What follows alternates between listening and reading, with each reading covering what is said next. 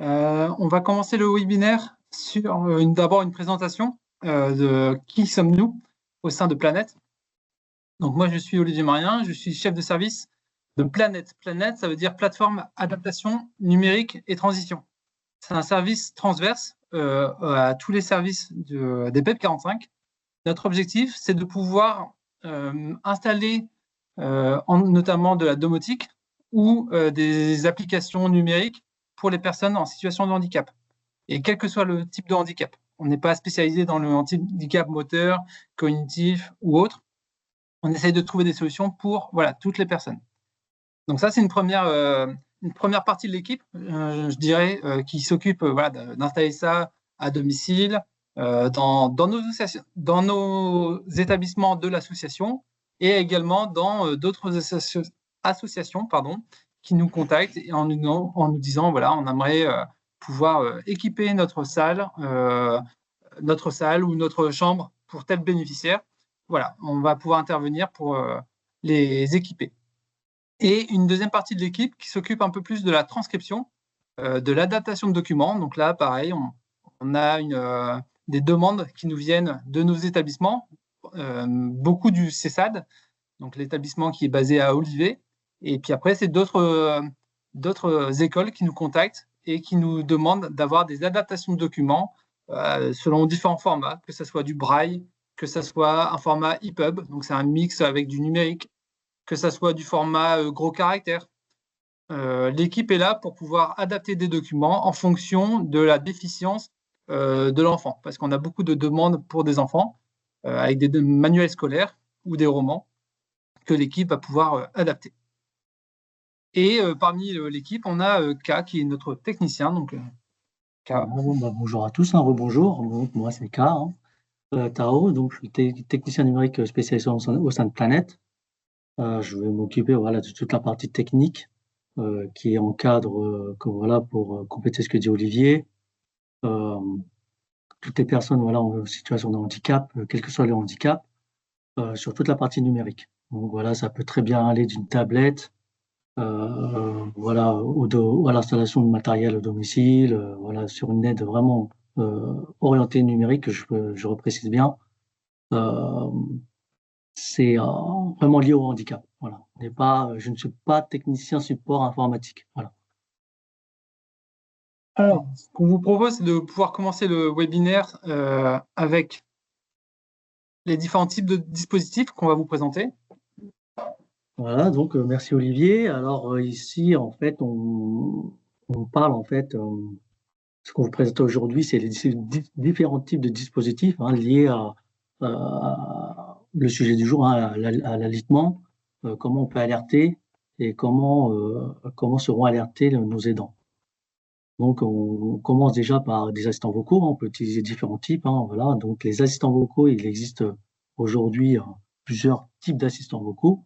Celles que nous on utilise, c'est plutôt celles que peut-être que vous avez déjà à la maison. Donc, ça va être un Google Assistant, comme vous pouvez le voir sur la slide, ou encore un T-Siri, un HomePod on appelle.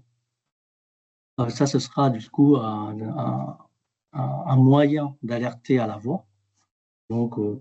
Ouais, je me permets juste, sur les assistants vocaux, on a fait un webinaire la dernière fois. On vous invite à aller le voir sur notre chaîne YouTube, le replay sur lequel on explique les assistants vocaux, donc les enceintes connectées. Et c'était une petite parenthèse, mais sans qu'on rentre trop dans les détails, parce qu'on a déjà exposé la chose précédemment. Et voilà, je vous laisse continuer. Merci. Et du coup, il y a aussi les contacteurs. Voilà, ce sera. Donc, vous voyez un peu sur la slide, on a un matériel qui est bien spécifique, qui est fourni par un prestataire historique de l'association, le petit boîtier noir. Donc, on a appelé ça boîtier 4 contacteurs, qui lui est justement relié avec un contacteur filaire que vous connaissez déjà peut-être au sein de vos établissements, qui va permettre de générer en fait une alerte via un appui dessus. On peut aussi avoir des capteurs d'ouverture et de fermeture de portes, donc de différents types. Là, on peut le voir sur la slide aussi. On peut l'adapter autant à une porte parce que on y reviendra sur des cas d'usage. Voilà, je vais les un peu plus après. Comme une fenêtre, ça peut être un placard aussi. Voilà. Et puis des détecteurs de mouvement. Voilà, ça c'est donc de deux différents types qui vont pouvoir être placés à divers endroits pour pouvoir alerter si la personne voilà venait par exemple pas chuter, bouger, sortir d'une zone. Donc voilà, ça ce sont quelques outils qu'on a à disposition pour en tout cas l'usager permettre d'alerter un aidant. Je me permets juste de préciser que tout ce que vous voyez à l'écran, et bien évidemment, on n'a pas tout mis, parce qu'il existe des dizaines et des dizaines d'outils. Tous les outils qu'on essaye de mettre en place, que ce soit au domicile, dans les structures, on essaye de faire en sorte qu'elles soient accessibles. Alors, accessibles aussi bien sur le plan financier que accessibles dans l'utilisation. Vous voyez, notamment, je parle du petit bouton rouge que vous voyez sur les contacteurs dans la slide. Bien évidemment, on a des contacteurs qui peuvent être plus petits, qui peuvent être plus conséquents. Enfin, voilà, on s'adapte en fait avec la personne. On n'est pas là pour trouver le capteur, un, qui soit plus cher, et deux, qui ne soit pas adapté en fonction de son handicap. Bien sûr, voilà, pour compléter ce que dit Olivier, c'est vraiment du cas par cas, adapté aux personnes. Bien sûr, il y a une évaluation qui est faite avant, conjointement avec nos collègues ergo, un travail qui est fait autour de ça, bien sûr. Alors, maintenant qu'on vous a présenté ça, il faut savoir comment ça fonctionne. Donc, hop, on passe à la slide suivante. Voilà, donc aujourd'hui, comment ça fonctionne, nous, de ce qu'on met en place, bien sûr. C'est donc, voilà, sur le petit schéma, vous pouvez voir, on a une personnalité. Sur ce cas-là, en fait, ça va être une personne qui va vocaliser, et donc, via le contacteur, pardon, le petit boîtier noir. Alors, ce sera plutôt un boîtier un peu similaire visuellement, mais c'est un boîtier, en fait, si vous voulez, qui va capter un son, en fait. Et dès qu'on aura paramétré un certain seuil, ça va générer une alerte. Voilà, donc la personne, donc je récapitule, elle est alitée, elle crie, par exemple, elle peut juste crier. Et dès qu'on atteint un certain seuil de décibels, en fait, ça alerte un aidant. Et donc l'alerte peut se faire de plusieurs manières. Ça peut se faire soit voilà un appel téléphonique, un mail, soit via un SMS aussi, une musique, un son via une enceinte connectée. Voilà, ça peut être différentes manières. Donc voilà, ça c'est vraiment, là c'était comment cela fonctionne. Après, on reviendra sur des cas d'usage. Ouais, il faut vraiment bien comprendre qu'en fonction des capacités de la personne, qu'elle puisse vocaliser ou qu'elle puisse. Alors, vocaliser, quand on dit vocaliser, c'est qu'elle puisse s'exprimer clairement, ou au contraire, elle n'arrive pas à s'exprimer, mais il y a un son qui arrive quand même à sortir de sa bouche. On va pouvoir détecter ce son-là pour pouvoir déclencher le contacteur, donc le boîtier noir. Exactement. Et après, comme disait K, voilà, les différents types d'alertes, c'est en fonction de ce que l'aidant ou le proche va pouvoir avoir chez lui, ou le professionnel, que ce soit une tablette, un téléphone. Et on n'est pas sur le dernier iPhone 15 ou le dernier iPad ou je ne sais quelle autre technologie de pointe. On fait par rapport à ce que la personne a et en fonction de ses besoins aussi. On veut rendre autonome le résident. Donc, c'est pour ça que tout ce qu'on va pouvoir mettre en place, vous voyez, le capteur, on va le mettre dans la chambre du résident pour pouvoir alerter le soignant, le soignant ou le professionnel qui peut être à distance pour le coup. C'est pas gênant. Exactement. Je passe à la slide suivante, bien sûr. Pour vous expliquer les différents cas d'usage. Voilà, donc ici, merci Olivier, quelques cas d'usage. Bien sûr, il en existe d'autres et comme je vous l'expliquais, ce sera vraiment du cas par cas et puis on a peut-être rencontré d'expériences de différents cas d'usage aussi, puis peut-être que d'autres que nous ne connaissons pas. Donc, vous voyez, si on reprend du coup l'assistant vocal, donc moi, en tant qu'usager, je peux alerter via une commande vocale.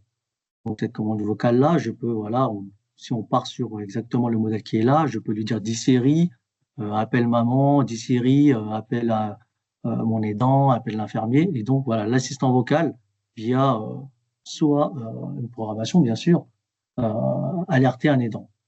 Donc, comme je vous le disais tout à l'heure, l'aidant, lui, va recevoir différents types, donc on aura préalablement étudié en amont, Donc voilà, SMS, appel, ampoule, alerte sonore. Donc voilà, ça c'était pour une personne qui pouvait vocaliser. Et bien sûr, comme disait Olivier, est en capacité aussi de le faire. Donc ça c'était pour la petite commande vocale d'e-série. Donc ensuite, si on prend sur sa droite le contacteur vocal qui était présent sur une slide précédente, donc ça on appelle ça un contacteur vocal. Donc ça enregistre voilà un certain seuil de décibels et l'alerte se déclenche. Voilà, ça c'est étudié bien sûr en amont. Des tests sont faits, hein, et puis après avec les équipes ou la personne, on décide voilà du seuil et de l'alerte voilà, qui sera déclenchée. Je ne me trompe pas, ce genre de capteur, on l'a installé dans une masse, donc une maison d'accueil spécialisée dans notre association.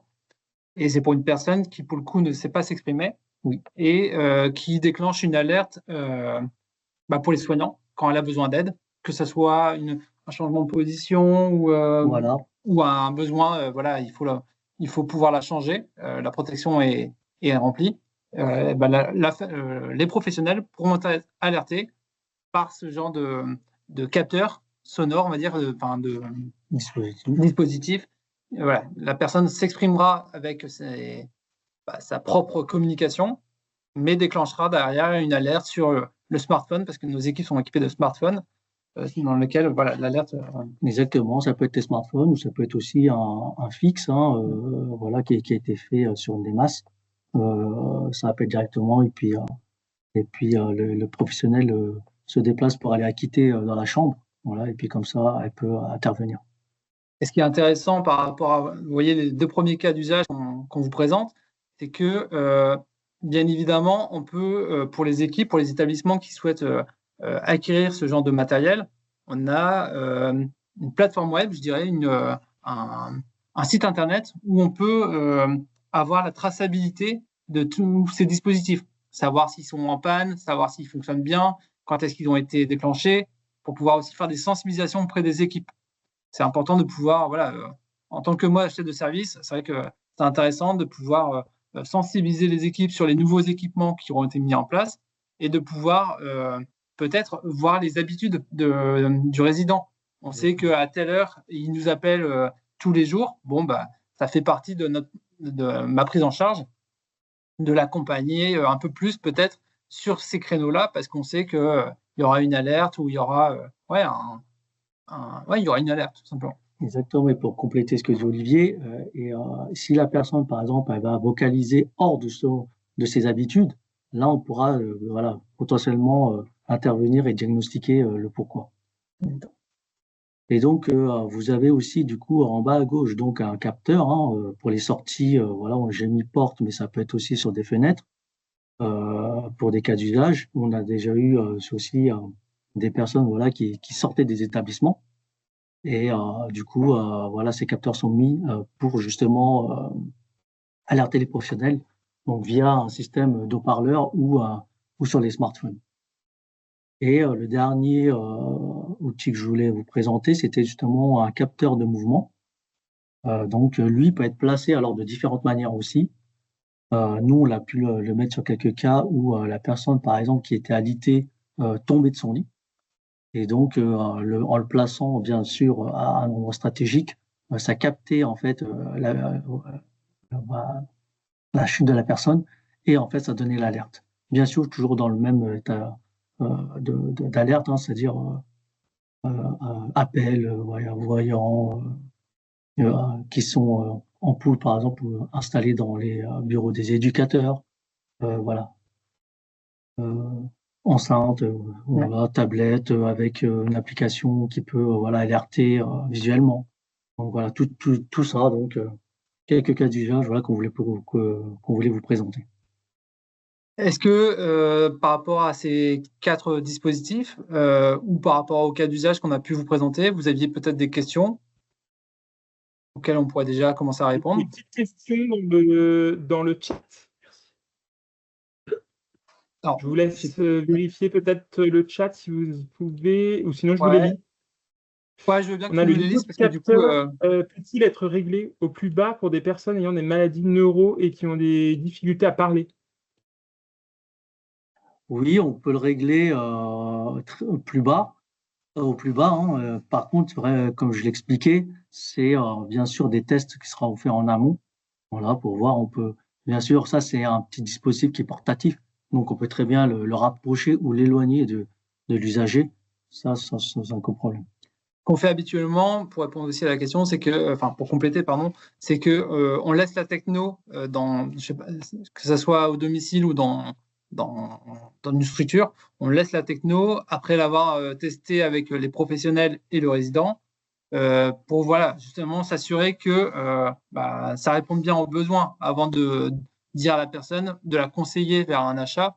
On fera un test, on s'assurera que ça remplisse bien, on va dire, le cahier des charges de la personne pour qu'ensuite on puisse la conseiller, l'orienter vers l'achat et reformer à nouveau le professionnel, l'aidant avec la technologie achetée. On a également la Est-ce que ça... question, on a une autre, je me permets, il y a la question Ouais. également de Maxime, est-ce que c'est compatible avec des tablettes grid? Mais Alors les ça, personnes qui ont posé la question, vous pouvez compléter hein, si vous le souhaitez. N'hésitez bien pas. sûr. Alors en fait, c'est une tablette grid, c'est compliqué parce que alors si Maxime, tu parlais des tablettes grid en soi vendues par The Grid, ça, nous, on n'a pas la main dessus. On n'a pas la main dessus du tout. Après, le système d'alerte, il peut se faire si on arrive à sortir de leur logiciel. Voilà. On n'est pas obligé de passer forcément par The Grid, mais dans The Grid même, ça peut se faire. Ça peut se faire. Par contre, il faut bien sûr que la personne ait les capacités de le faire. Là, on prend par exemple un cas d'usage où la personne, elle arrive à utiliser ce tableau de com. On lui installe de la domotique chez elle, via une box domotique, et puis elle aura une case sur laquelle elle peut déclencher en fait l'alerte. Bien sûr, la personne, elle peut le faire niveau moteur, ou on peut le faire aussi niveau si elle a un tracker oculaire. Après, si elle arrive avec The Grid, voilà, c'est vraiment un tableau de com, voilà pour un certain public. Mais c'est tout à fait faisable. Je complète juste les différents cas d'usage. Ça me fait penser on avait testé une techno. C'était un dispositif d'alerte, comme on a pu vous les présenter, pour donc un bénéficiaire qui était euh, déficient visuel, qui était déficient moteur, mais qui avait toute la conscience pour pouvoir alerter. Seulement, il ne pouvait pas le faire, il ne pouvait pas s'exprimer. Et puis, l'aidant voulait un petit peu de répit ou voulait pouvoir sortir tout simplement en dehors du logement, mais être prévenu si jamais il y avait ce genre de voilà, d'alerte qui se déclenchait. Et donc, il nous expliquait que parce qu'il était dans la pièce à l'autre bout de la maison, mais grâce au système de carillon, il était informé quand son bénéficiaire, enfin son proche, avait besoin d'aide.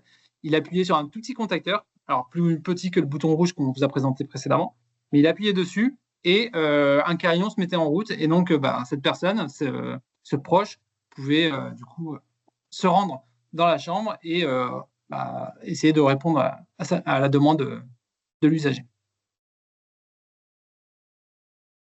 Oui, il y a un message de Cyril. Cyril qui nous demande si on peut se déplacer au domicile des personnes pour évaluer. Oui, tout à fait. C'est exactement nos missions. Hein. Voilà, aujourd'hui, au-delà même des structures comme les MAS, nous, on travaille aussi avec les SAMSA, que Maxime connaît très bien. Voilà, et on fait un travail conjoint, bien sûr, avec souvent, ça va être un ergothérapeute qui va faire la partie évaluation ergo, et moi, je vais faire la partie évaluation technique. Donc, et puis après, on reviendra avec du matériel au sein de notre service pour le mettre en prêt, faire des essais sur un temps donné. Et puis, suite à ça, on décide, voilà, si ça convient. Donc, on préconise le matériel. Et si ça convient pas, si on part d'optique où ça convient pas, en fait, on teste toute technologie ou un autre moyen d'accès ou d'alerte. Comme disait K, c'est tout à fait notre champ d'intervention. C'est le domicile, c'est les établissements PEP, c'est les établissements hors PEP. Voilà, c'est toutes les personnes qui souhaitent nous contacter et qui font partie du département 45. Planète est un service, donc, comme je disais au début, transverse à l'association, mais rayonne sur tout le département du 45. Donc, ça me fait une petite transition sur la partie comment on peut vous accompagner. On a une adresse mail qui est présente sur la slide, donc planète@pep45.asso.fr. L'idée, c'est que vous puissiez nous contacter en nous expliquant. Je pense qu'il y a. Donc, j'expliquais que voilà, vous pouvez nous contacter depuis ce mail-là. Et on a aussi une plateforme web sur laquelle vous pouvez expliquer un petit peu plus vos besoins, que ce soit en termes d'adaptation, de transcription de documents, mais également sur la partie plus technique, où avec vos propres mots, vous pouvez expliquer vos besoins, voire même vos idées pour pouvoir équiper un logement. Nous, on interviendra. Et la petite information supplémentaire, c'est qu'on a une salle innovation qui est basée à Olivet, dans le CESA des PEP 45. On a une salle innovation, une sorte de showroom, si vous voulez, où on a concentré beaucoup de technos et qui sont installés en fonction de différents coins d'un logement. On a aussi bien la partie cuisine, la partie chambre, la partie plus commun. On a installé des capteurs et on peut vous les montrer, on peut vous les faire tester avant de pouvoir les installer éventuellement chez vous. Donc, n'hésitez pas, on est joignable par mail, par téléphone et on se déplace très facilement sur le département. Pour compléter ce que dit Olivier sur cette salle d'innovation, voilà, vraiment, on vous invite à venir la visiter. Elle regroupe quasiment tout notre savoir-faire, qui est bien sûr évolutif, hein, on essaye en tout cas. Et donc, voilà, n'hésitez pas à nous contacter, voilà, Olivier, moi, quelqu'un du service, il n'y a pas de souci, on vous répondra.